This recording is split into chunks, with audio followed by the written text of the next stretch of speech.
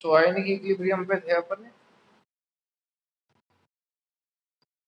और लास्ट अपन दो केसेस देख चुके थे, acid salt of strong base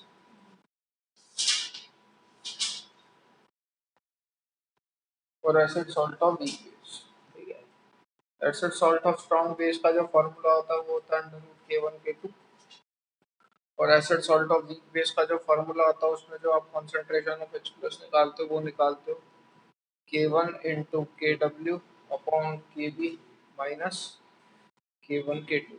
यहाँ पे ये K1 K2 और ये K1 और ये K1 K2 अपने को वो वाले लेने हैं जहाँ पे वो H प्लस, जहाँ पे वो बन रहा हो और वो जहाँ पे वो जौन सी स्टेप में वो H प्लस डोनेट कर रहा हो।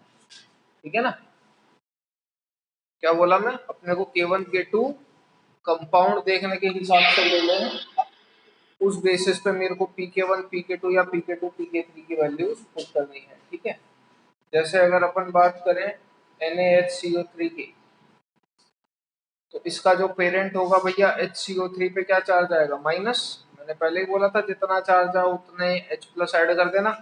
तो एक का चार्ज है तो H2CO3, एक ही H प्लस ऐड करा मैंने, तो बेटा ये इसका पेरेंट हो गया। ठीक है, अब बात आ जाती है ये बन कौन सी स्टेप में रहा है, तो कौन सी स्टेप में बनेगा HCO3, तो H2CO3 पहली स्टेप में H प्लस देगा और फॉर्म कर देगा HCO3, तो कौन सी स्टेप में बना, फर्स्ट में।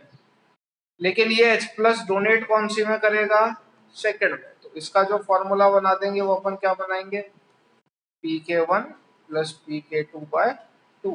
क्यों बनाया ऐसा formula, because it is a acid salt of strong base, आप देख सकते हो। ठीक है ना, स्ट्रॉन्ग बेस और एसिड का सॉल्ट, इतनी बात समझ में आती होगी, है ना। वेरएज अगर मैं बात करूं NH4H2PO4 की, बेटा इसका कौन होगा पेरेंट, NH4 प्लस और H2PO4 माइनस, तो इसका कौन होगा पेरेंट, H3PO4। अब ये बन कौन सी स्टेप में रहा होगा, फर्स्ट में। ये कौन सी स्टेप में रहा होगा, सेकंड में। तो यहाँ पे जो आप K1 K2 लोगे, जो आप यहाँ पे जो आप K की वैल्यू पुट करोगे वो फर्स्ट और सेकंड होगी, यानी कि K1 और K2। अब कैटेगराइज कर लो कौन सी कैटेगरी का सॉल्ट है NH4H2PO4। अपन जानते हैं that it is a salt of weak base, acid salt of weak base का केस है। तो यहाँ पे जो वैल्यू निकलेगी वो कैसे निकलेगी, क्या फॉर्मूला लगाएंगे, K1 × KW/KB minus K1 K2। लेकिन अगर वही मैं ये ले लेता, तो अब HPO4 के ऊपर चार्ज कितना आता, -2। पेरेंट कौन होता, H3PO4 ही। लेकिन जरा बताओगे ये कौन से स्टेप में बनता, तो अपन बोलते सेकंड। और कौन से स्टेप में H प्लस देता, तो अपन बोलते थर्ड। तो बेटा ये K1/KW की जगह में क्या लिख देता, K2 × KW upon KB minus K2 × K3। भावनाएं समझ में आई,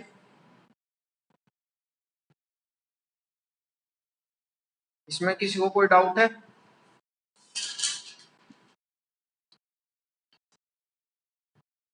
पॉलीवैलेंट वाले का भी केस हो ही गया था आपका, पीएच बराबर half of PKW plus PK3 plus log base 10C, ये फॉर्मूला आया होगा।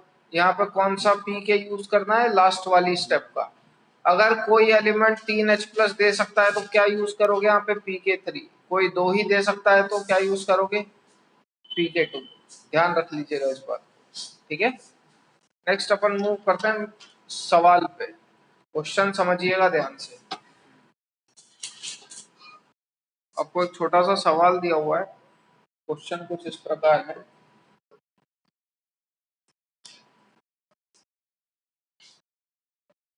Find the pH of first 100 ml of 0.1 molar H3PO4 plus 100 ml of 0.1 molar NaOH। ये पहला पार्ट है। दूसरा 100 ml ऑफ, ये सब सेम है, दूसरे में बस इसका बढ़ा दिया है 200 ml।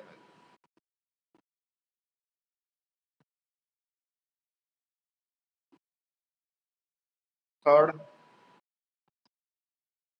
सेम, इसका बढ़ा दिया है 300। फोर्थ सेम, इसका कर दिया है 400। Given for H3PO4। ठीक है, फाइंड आउट करने की कोशिश करिए पीएच इन सबका। K1 K2 की वैल्यू सपोज कुछ दे रखी होगी, मेंशन नहीं है, तो आप बस फॉर्मूला लगाने की कोशिश करिए, कौन सा लगेगा, क्यों लगेगा। पहले सवाल लिख लो, फिर बात करते हैं। H3PO4 के लिए एसिड एसोसिएशन कांस्टेंट आपको K1 K2 दे रखा है, K1 K2 K3। हर आगे वाला भी सेम है, पीछे वाला भी सेम है, बस values they the 100, 200, 300 and 400। Concentration सबकी सेम।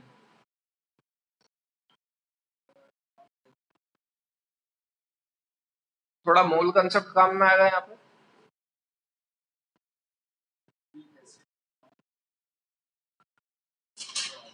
2 मिनट का टाइम है आपके पास, सोचिए आराम से इस बारे में। चल देखो, पहला जो सवाल है वो क्या दे रखा है, 100 ml ऑफ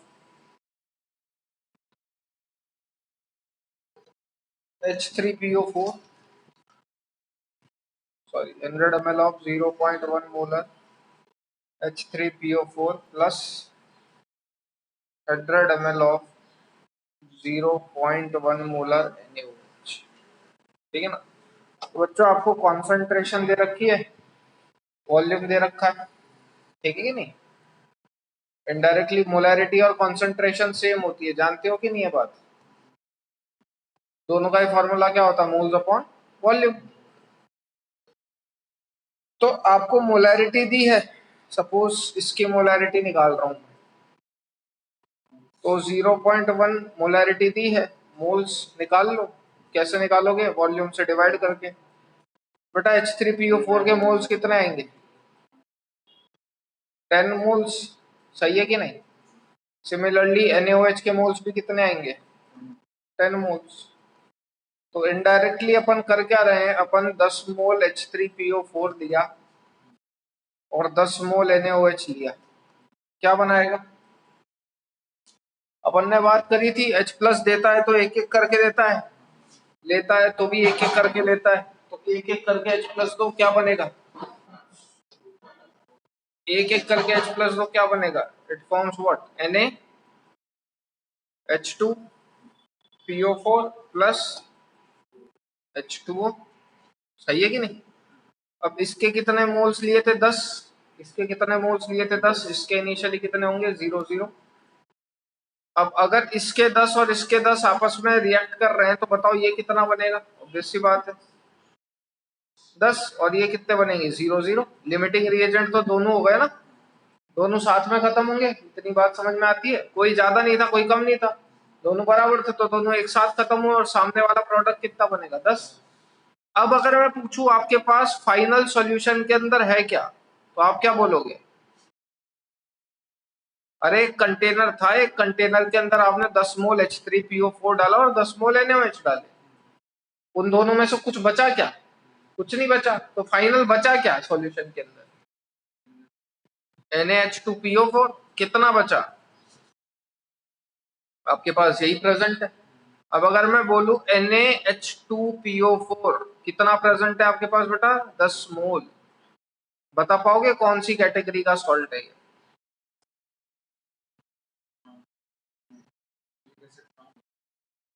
कौन सी कैटेगरी का सॉल्ट है, फॉर्मूला क्या लगाओगे?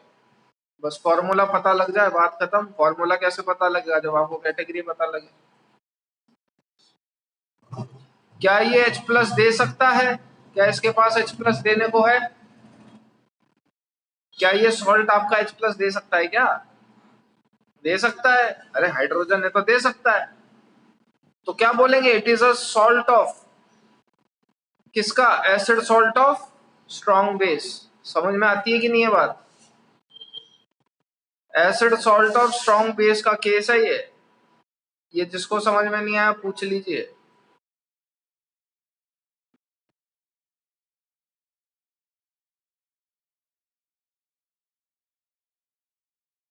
वापस बताऊं? Acid salt of strong base के अंदर क्या करते थे? कौन सा फॉर्मूला लगाते थे? पहले इतना नोट डाउन कर लो बेटा। एक बार अपन ने कैटेगरी आइडेंटिफाई कर ली कि मेरे पास क्या बच रहा है at the end final solution में, NaH2PO4। तो जब मैंने इसको देखा तो देख के मुझे कैसा लगा? जैसे, अरे इसको देखा तो बताओ ना कैसा लगा? जैसे acid salt of strong base हो। और acid salt of strong base का फॉर्मूला क्या होता है बेटा? पीएच बराबर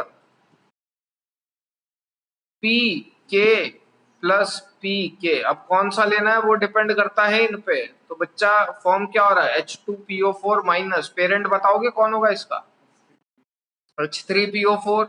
बताओ ये कौन सी स्टेप में बन रहा होगा? बन रहा होगा फर्स्ट में बन रहा होगा। कौन सी स्टेप में H प्लस दे रहा होगा? सेकेंड। K1 K2 की वैल्यू आपको पता ही थी, सवाल में बोल दिया गया था, मेंशन्ड होगी। हो गया सॉल्व। समझ में आया? अब अगर दूसरा केस अपन देखें तो दूसरे में सेम बात है, ध्यान से सुनिए, फिर तीसरा आप करिएगा।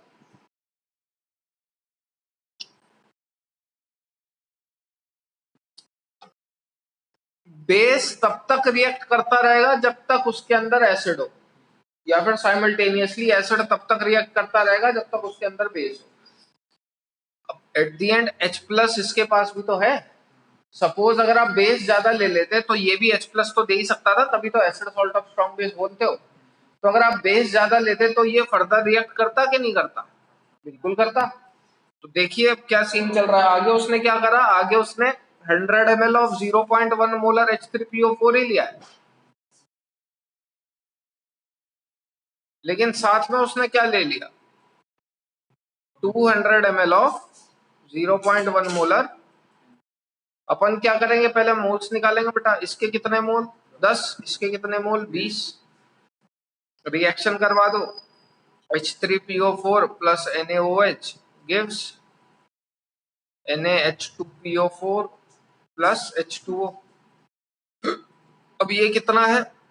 10 है। ये कितना है? 20 है। लिमिटिंग रिएजेंट कौन हुआ? खत्म। बताओ ये कितना बनेगा? अबे 10 बनेगा ना? ठीक है ना? अकेला थोड़ी ना बना सकता है NH2PO4, है ना? NaOH चाहिए। अब लेकिन क्या ये रिएक्शन यहीं रुक जाएगी क्या? नहीं, ये तो आगे बढ़ेगी, क्योंकि ये तो H प्लस दे सकता है। तो इसके बाद क्या होगा? इसके बाद अच्छा बात सुनना, अगर इसका 10 खत्म हो गया तो इसका बचा कितना बेटा? 10 बचा। समझ में आती है कि नहीं? अरे इनिशियली इसके 10 थे, इसके 20 थे, तो इसके 10 इससे 20 से रिएक्ट कर गए, तो इसके कितने बचे? 10। सामने वाले कितने बचे? 10। तो अब क्या होगा? NaH2PO4 जो कि कितना है? 10 है, ये रिएक्ट करेगा किससे? NaOH से, जो कि कितना था? 10। बताओ क्या बनेगा?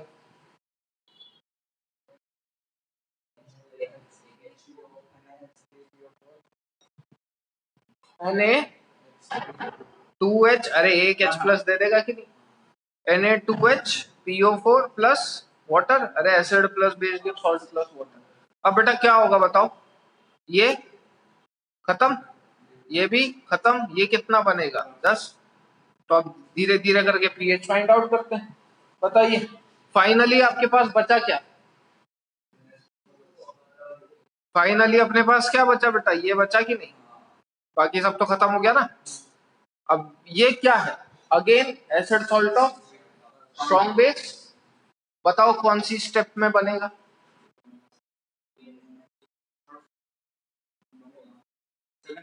सेकेंड स्टेप में बनेगा और थर्ड स्टेप में H प्लस देगा, तो पीएच का फॉर्मूला क्या लिख देंगे?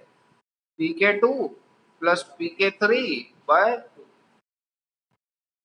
समझी गया? छापो।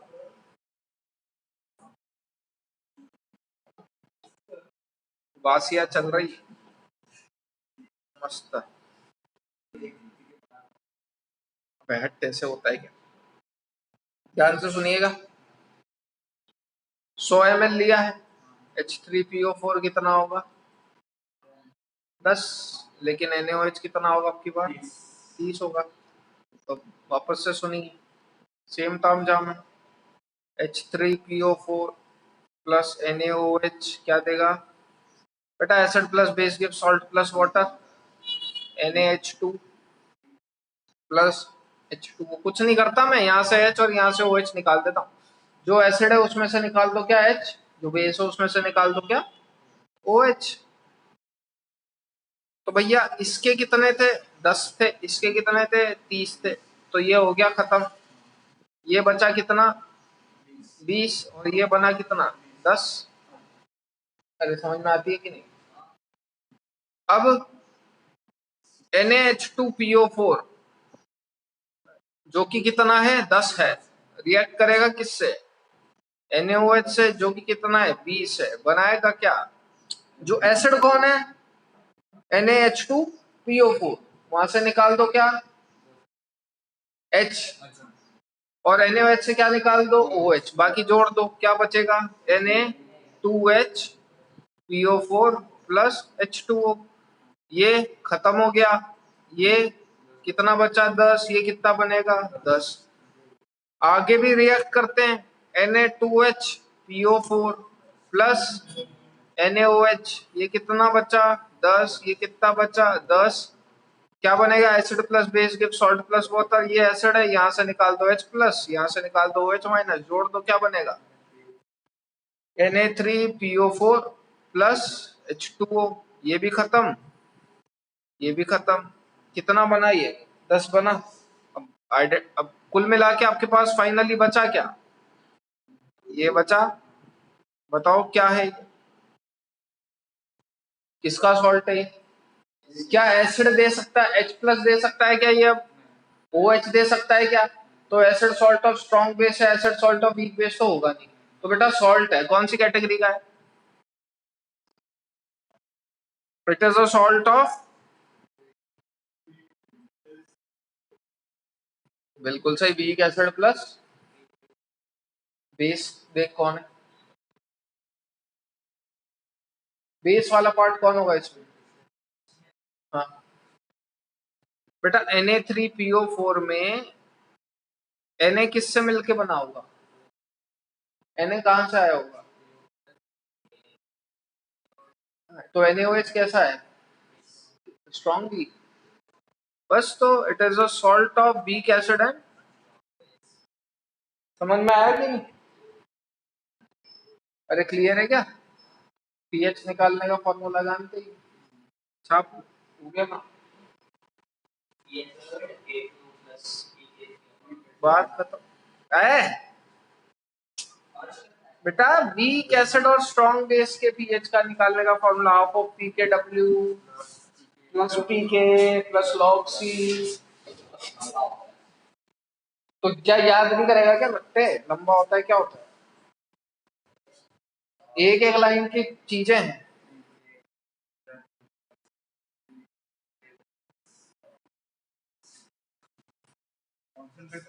कॉन्सेंट्रेशन क्या होती है बेटा? Moles upon volume. मोल्स कितने हैं इसके? 10 बचे हैं ना। और वॉल्यूम कितना है? वॉल्यूम तो एडिटिव प्रॉपर्टी होती है। अरे तुमने क्या करा था? 100 ml मिलाया था H3PO4 किसमें? 300 ml NaOH में। तो वॉल्यूम कितना हो गया टोटल?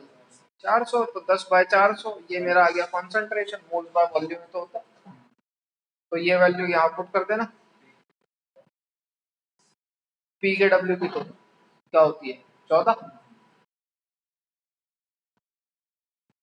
अब बात आ जाता है पी के ए की जगह क्या पुट करोगे बेटा, तो सॉल्ट ऑफ पॉलीवेलेंट आयन है ये PO4-3। तो बेटा कौन सा के की जगह क्या पुट होता था, ध्यान करो लास्ट स्टेप का के अभी लिखवाया है थोड़ी देर पहले। तो क्या आएगा यहाँ पे PK3। तो क्या लिखोगे formula final, half of PKW, पहले इतना लिख लो फिर बात करेंगे। यहाँ पे PK की जगह कौन सी वैल्यू पुट करोगे, PK3। क्यों, क्योंकि पॉलीवेलेंट आयन है ये, और पॉलीवेलेंट आयन के अंदर लास्ट वाला के पुट करा जाता है।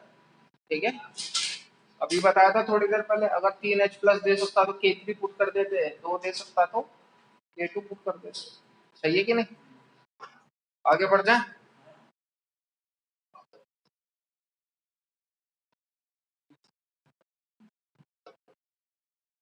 हीरा, कृष्णा और शिवेन आप लोगों का हो गया।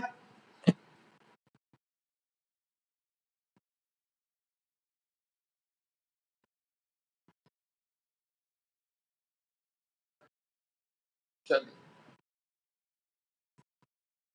बेटा, जो अपन ने फॉर्मूला लगाया था half of PKW plus PK plus log C की वैल्यू आपको बताई दी थी। PK की जगह क्या पुट करोगे, हाफ ऑफ PKW प्लस जॉन सी स्टेप में वो H+ डोनेट करता है PK3 प्लस log B10। तो दिक्कत लास्ट क्या करा है, 100 ml डाला है H3PO4 और 400 ml डाला है NaOH। देखिएगा ध्यान से, ठीक है। तो बेटा ताम झाम तो वही होगा, ठीक है ना, लेकिन अब की बार क्या होगा, देखो आपके पास लास्ट में क्या बचा था, ऐसे ही कर लेते हैं। H3PO4 लोगे कितना, 10, NaOH लोगे कितना, 40। समझ में आ रही है कि नहीं, बचेगा क्या, NaH2PO4 कितना बनेगा, ये 10 बनेगा, और ये कितना बचेगा बेटा, 30। ये तो हो गया खत्म। आगे NaH2PO4 plus NaOH gives Na2HPO4 plus water सब में है ना। ये कितना था, ये कितना था, 30। ये हो गया खत्म, ये बना 10, ये कितना बचा, 20। आगे Na2HPO4 कितना है, 10, NaOH और क्या बना, Na3PO4 प्लस H2O, ये 20 है। ये खत्म हो गया, ये कितना बचा, 10, और ये कितना बचा। अब समझो करवा क्या रहे हो, ये हाइड्रोलिसिस करवा रहे हो ना बेटा। मैं लास्ट क्लास में बता चुका। अच्छा, फाइनली आपके पास सॉल्यूशन में बचा क्या, NaOH और Na3PO4, सही है कि नहीं। फाइनली आपके पास क्या बचा, मतलब एक स्ट्रॉन्ग बेस बचा है और एक पॉलीवेलेंट आयन बचा है। आ जाएगी थोड़ी देर, समझ में आया बेटा। हमेशा ध्यान रखना, मैंने आपको पहले बताया था hydrolysis is a negligible phenomena. Hydrolysis हमेशा अपन तब करवाएंगे जब अपने सॉल्यूशन के अंदर सिर्फ सॉल्ट हो और सॉल्ट के अलावा कुछ भी प्रेजेंट ना हो। समझ में आया ना क्या बोला मैं, हाइड्रोलिसिस सिर्फ तब होगा जब अपने सॉल्यूशन के अंदर सिर्फ सॉल्ट हो और सॉल्ट के अलावा कुछ भी ना हो। मीटिंग ओवर हो गई क्या, oh shit, अरे लाइट गई तो वाईफाई गया यार, मैं बर्बाद नहीं है। हालांकि ओवर होने वाला होगा टाइम, मेरे साथ साथ लिखते चलो ना।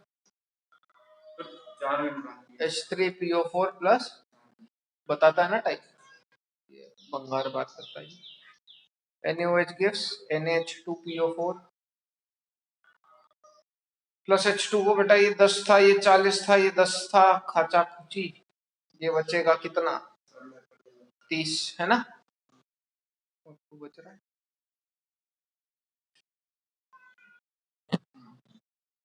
ठीक है, आगे NaH2PO4 NaOH से रिएक्ट करेगा, बनाएगा Na2HPO4 प्लस H2O, ये कितना 10, ये कितना 30 काटा, ये 20, ये कितना बनेगा 10। फर्दर Na2HPO4 रिएक्ट करेगा NaOH से, क्या बनाएगा Na3PO4 प्लस H2O। कितना था ये कितना था, ये कितना बनेगा, तो ये 10 खत्म, ये कितना बचेगा 10, और ये कितना बनेगा 10। बेटा फाइनली सॉल्यूशन के अंदर क्या बचा, और जैसा कि मैंने बोला हाइड्रोलिसिस एक नेग्लिजिबल फिनोमिनन होता है। सॉल्ट का हाइड्रोलिसिस करवाओगे तो ही हाइड्रोलिसिस लगाना। उस हाइड्रोलिसिस वाले सॉल्ट के साथ अगर कुछ भी स्ट्रॉन्ग प्रेजेंट है तो फिर हाइड्रोलिसिस की नहीं चलती। क्यों, क्योंकि हाइड्रोलिसिस वैसे ही नेग्लिजिबल है। ठीक है, तो अपन क्या करेंगे, अपन क्या मानेंगे कि मेरे सॉल्यूशन के अंदर Na3PO4 और NaOH जो प्रेजेंट था उसमें से मैं क्या करूंगा, इसको डिस्कार्ड कर दूंगा, इसको नेग्लिजिबल मान लूंगा। Why, because hydrolysis is a negligible phenomenon. तो मेरे लिए क्या प्रेजेंट है, सिर्फ उसके अंदर स्ट्रॉन्ग बेस, और वो कितना है 10 मोल्स। पता चल गया तो कॉन्सेंट्रेशन निकाल लेंगे बेटा। कॉन्सेंट्रेशन बराबर क्या, 10/500, 1/550 विल बी द कॉन्सेंट्रेशन। तो ये क्या आ गया आपके पास, क्यों, अपने क्या प्रेजेंट है सिर्फ। अब मैं अगर तुमसे पूछो अपने सॉल्यूशन में क्या प्रेजेंट है, सिर्फ स्ट्रॉन्ग बेस। स्ट्रॉन्ग बेस है तो क्या निकालोगे, पीएच निकालोगे क्या, नहीं, अपन तो OH माइनस की कॉन्सेंट्रेशन निकालेंगे। वो आई गई मेरी, कितनी आई कॉन्सेंट्रेशन, 1/50। तो OH माइनस आ जाएगा, OH माइनस आ गया तो POH भी आ जाएगा। POH आ रहा है बेटा कितना, 1.7। लेकिन उसने POH नहीं पूछा, उसने क्या पूछा तुमसे, पीएच। 14 में से माइनस कर दो 1.7, तो पीएच आ जाएगा। अरे समझ में आई क्या बात,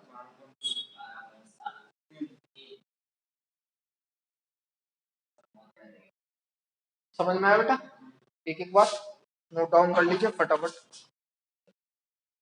उसका ध्यान दो इधर।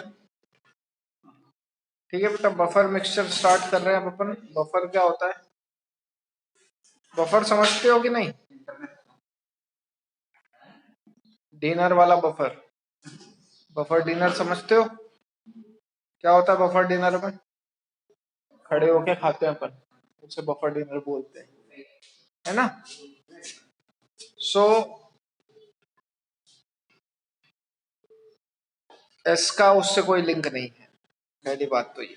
ठीक है, बफर क्या होता है समझिए, एक ऐसा मिक्सचर जिसके अंदर आप थोड़ा सा एसिड डाल दो।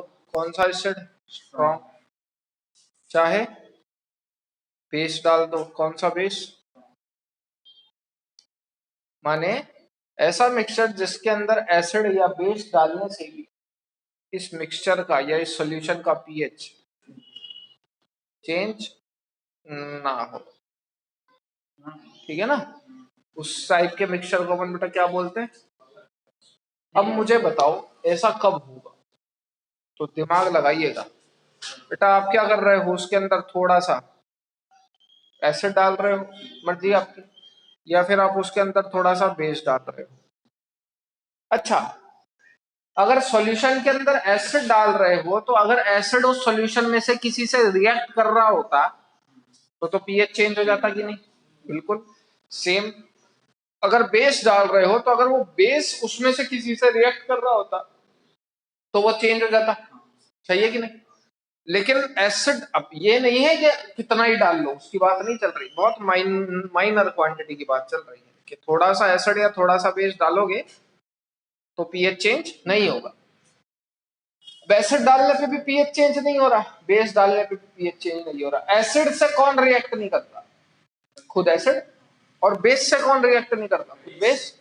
मतलब ये बात कंफर्म है कि अगर आप किसी मिक्सचर के अंदर एसिड या बेस डाल रहे हो तो उस मिक्सचर के अंदर कुछ अमाउंट ऑफ एसिड और कुछ अमाउंट ऑफ बेस प्रेजेंट होगा पहले से।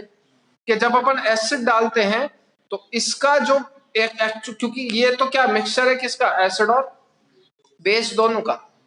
बेटा होता क्या है, जैसे ही आप इसके अंदर एसिड डालते हो इसका बेस आता है और इसको न्यूट्रलाइज कर देता है। समझ में आया, क्योंकि इसके अंदर तो दोनों प्रेजेंट है।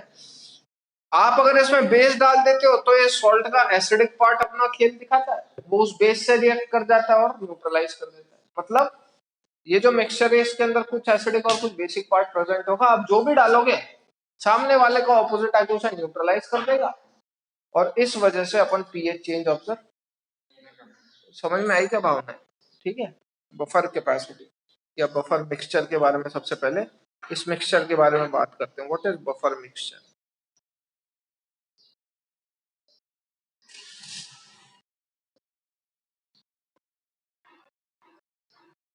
मैं रिपीट कर रहा हूँ, अंधाधुन एसिड नहीं डालना है।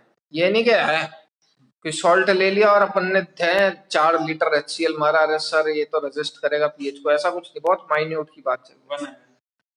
नहीं, उससे भी कम। दैट मिक्सचर, बेटा एक तो क्वांटिटी वाइज बात नहीं चलती है, कॉन्सेंट्रेशन वाइज बात चलती है। आधा ml तो कोई फर्क नहीं।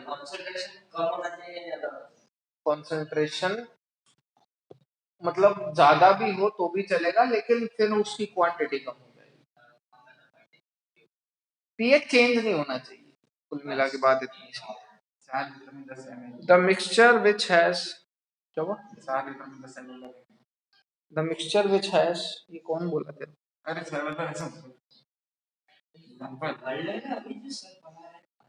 वेरी हाई टेंडेंसी, बेटा यहाँ पर ड्रॉप्स की बात चलती है, ml की नहीं। The mixture which has a very high tendency to resist the pH change upon addition of a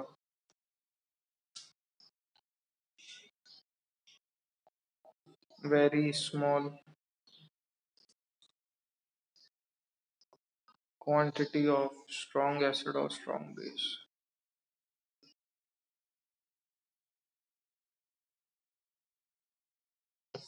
is called buffer mixture। फटाफट लिख लीजिए। अपने ब्लड का जो पीएच होता है वो 7.2 होता है, ध्यान रखना। Slightly basic.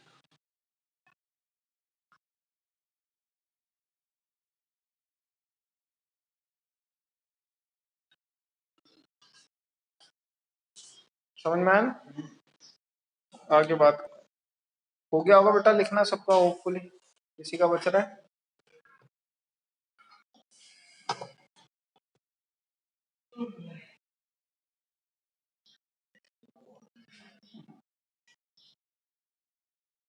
चलो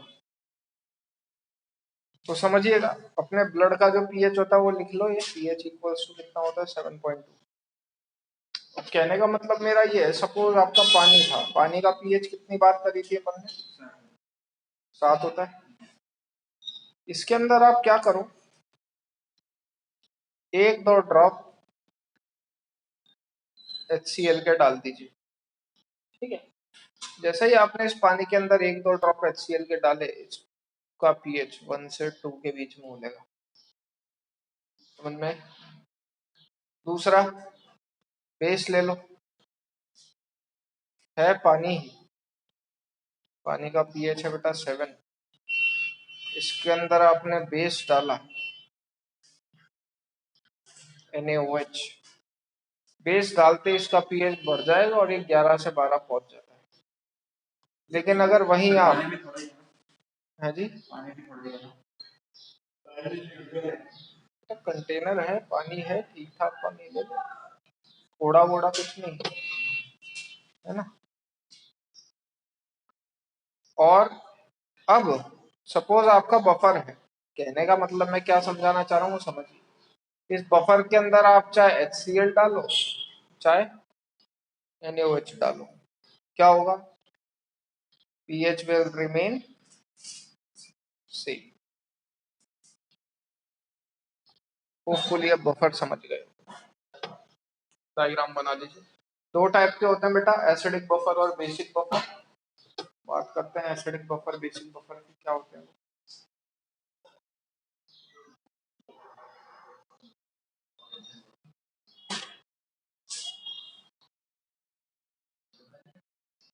हम्म,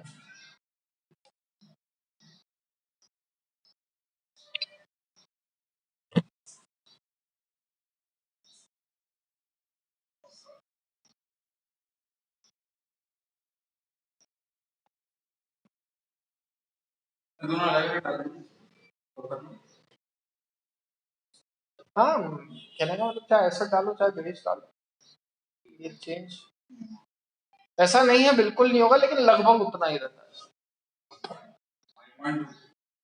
0.2 और 0.3 में कोई डिफरेंस इतना कुछ ऐसे खास नहीं। 0.2 से 0.23 हो जाए तो अप्रोक्स उतना ही।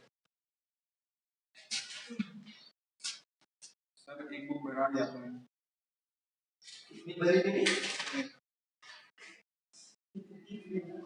बेटा शुक्र मान तू मेरा केमिकल बॉन्डिंग नहीं पढ़ा। हटा दे इसको।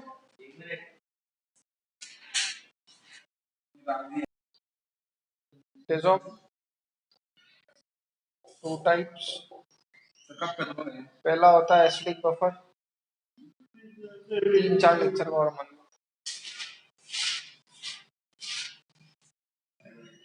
और दूसरा होता है बेटा बेसिक बफर। ठीक है, अब समझिए बफर मिक्सचर से what is acidic and what is basic buffer.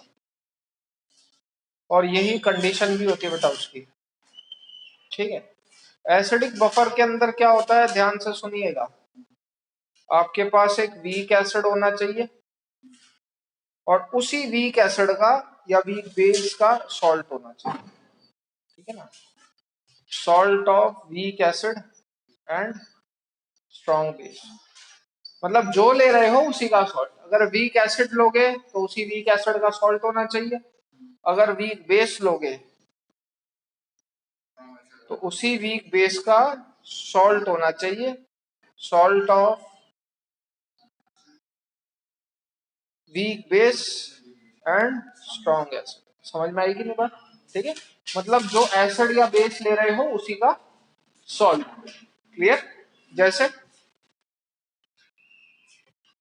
अगर मैं लेता हूं CH3COOH, तो ये क्या आ गया आपका वीक एसिड, तो इसी का सॉल्ट होना चाहिए, salt of what, weak acid and strong base, माने CH3COONA। क्लियर है कि नहीं? NH4OH अगर एक वीक बेस लेते हो तो उसी का सॉल्ट होना चाहिए NH4Cl। ये इसकी कंडीशन है। अच्छा, एक बात ध्यान रखिएगा, एसिडिक बफर होने का मतलब ये नहीं है कि इसका पीएच लेस देन 7 ही होगा, it can be greater than 7 also. और बेसिक बफर होने का मतलब ये नहीं है कि इसका पीएच ग्रेटर देन 7 ही होगा, it can be less than 7 also. ठीक है ना, acidic and basic buffer are acidic and basic buffer are not pH related terms, उनका पीएच से कोई ताल्लुक नहीं है। ठीक है, कंपोनेंट रिलेटेड है, पीएच रिलेटेड नहीं। ठीक है, आगे लिख लीजिएगा इतना होने के बाद।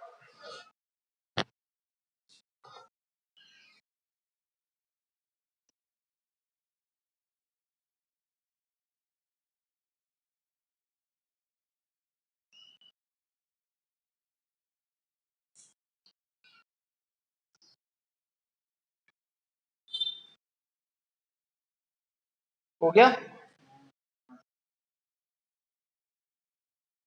बता दो तो नहीं।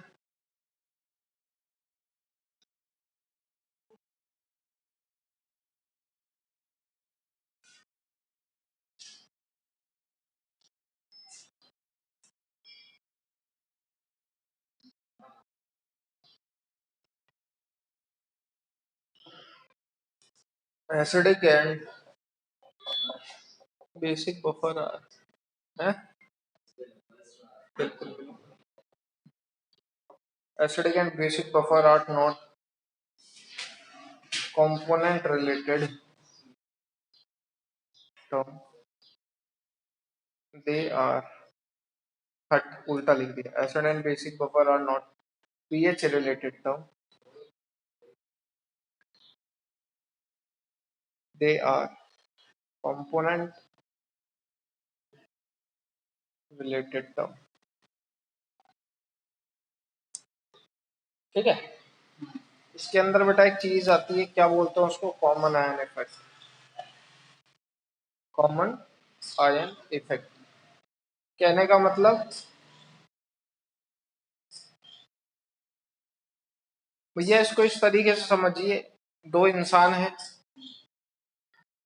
ये एक पहला इंसान है सेहतमंद और ये दूसरा इंसान है कमजोर, ठीक है। तो बेटा जैसा कि आप देख सकते हो कि ये वीक है, ये स्ट्रॉन्ग है। अब बात क्या चीज चलती है, मैं अगर तुमसे पूछूं कि भैया ये मोटू मतलब खा खा के आया हुआ है ये, ठीक है, लेकिन ये कई दिनों का भूखा है, ज्यादा कौन खाएगा, भूखा। ऑब्वियस सी बात है, समझ में आती है ना। बेटा जिसके पास जो नहीं होता वो उसे पाने की ज्यादा कोशिश करता है, जबकि जिसके पास है उसको उसकी इतनी इंपॉर्टेंस नहीं होती। कॉमन आयन इफेक्ट भी बच्चा ये लोग यही होता है, समझना क्या कहना चाह रहा हूं मैं।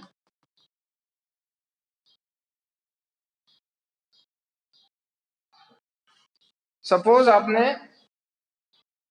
ये पानी था आपके पास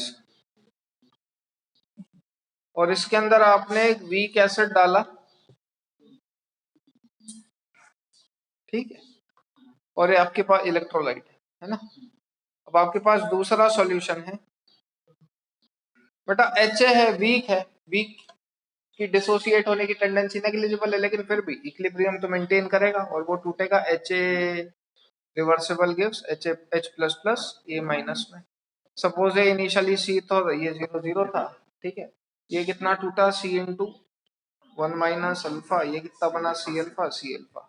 तो के की वैल्यू जब डिफाइन करोगे तो क्या होगा, C square alpha square upon C 1 - alpha, C से सी कट जाएगा तो C alpha square upon 1 - alpha, K की वैल्यू ये आ गई। क्लियर। अब ये तो पहला है, ठीक है ना। बेटा अगर इसके अंदर पहले से ही ए माइनस आयन मौजूद हो, पहले तो वाटर था, वाटर के अंदर आपने सिर्फ सिंपल एसिड डाला, अब इसके अंदर पहले से ही ए माइनस आयन मौजूद है, अब इसके अंदर आप एच ए डाल रहे हो, तो बताओ एच ए कहाँ ज्यादा टूटेगा, पहले में कि दूसरे में,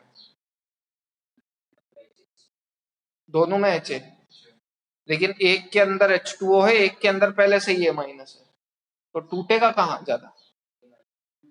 अबे ढोरो, अबे एच ए की टूटने की टेंडेंसी वैसे ही नेग्लिजिबल है, मैंने वही तो बोला तुमसे, अगर किसी को पहले से ही खाना मिला हुआ है तो वो खाना कम खाएगा ना।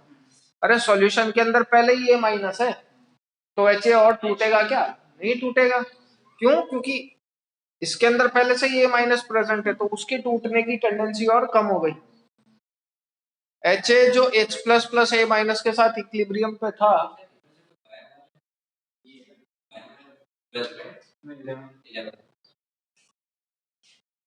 एच ए जो H प्लस प्लस ए माइनस में टूट रहा था, ठीक है ना।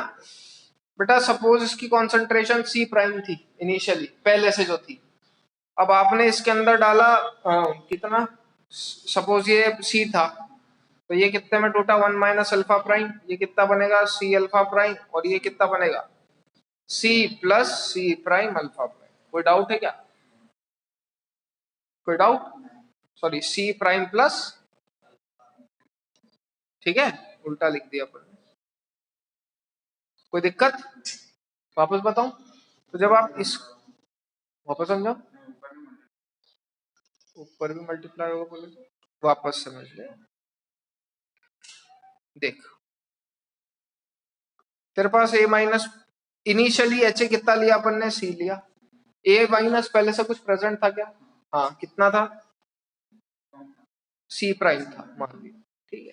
अब बेटा ये टूटेगा, सी इंटू 1 - अल्फा में, ये कितना बनेगा, सी अल्फा, और ये कितना बनता, सी प्राइम प्लस सी अल्फा। अरे ये माइनस पहले सी अल्फा और सी तो पहले से ही था ना, समझ में आएगी नहीं।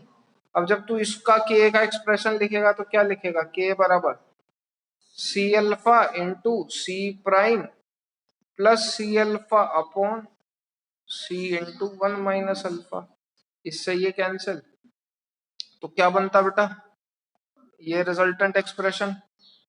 पहले इतना लिख लो फिर बात करते हैं आगे।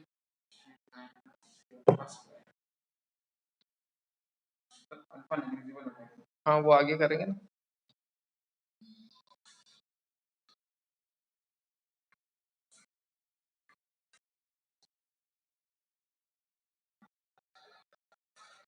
अल्फा प्राइम कर लीजिएगा, सॉरी यहाँ पे मैं करना भूल गया है ना। Alpha prime alpha prime alpha prime, छोड़ो यार ये वाला मत लिखो, ये मैं नेक्स्ट पेज पे ही लिखूंगा है ना, तुम लोग ये वाला मत लिखना, बस डायग्राम बना लेना, स्पेस छोड़ देना। आ नहीं रहा ये एक्चुअल में ढंग से यहाँ।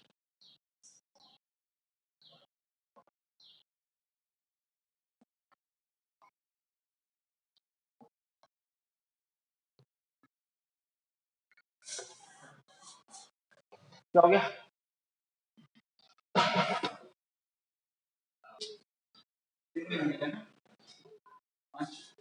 मंडे को मिलेंगे।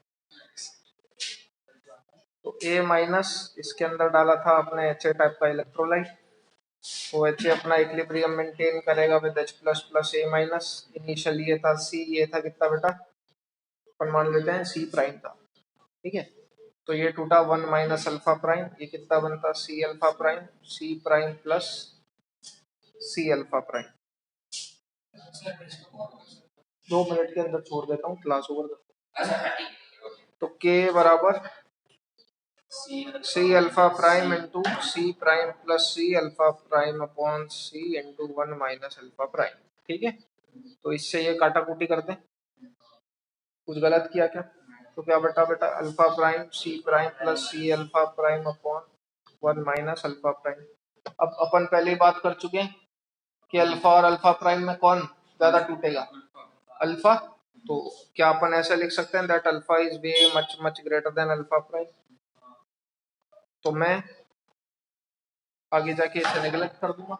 अच्छा, इसी सिचुएशन से आप वो भी समझ सकते थे कि अपन ने याद हो तो बात करी थी why polyvalent, why polyprotic acid act as monoprotic acid. क्यों? तो बेटा जो करना होता है ना वो शुरू में ही कर देता है। H3PO4 शुरू में H प्लस इतना दे देगा कि बाकी दो जगह वो H प्लस देने की टेंडेंसी नेग्लिजिबल रखता है, ठीक है। इसलिए ही मैंने स्ट्रॉन्ग एसिड के आगे हाइड्रोलिसिस फिनोमेना नेग्लिजिबल करवा दिया था।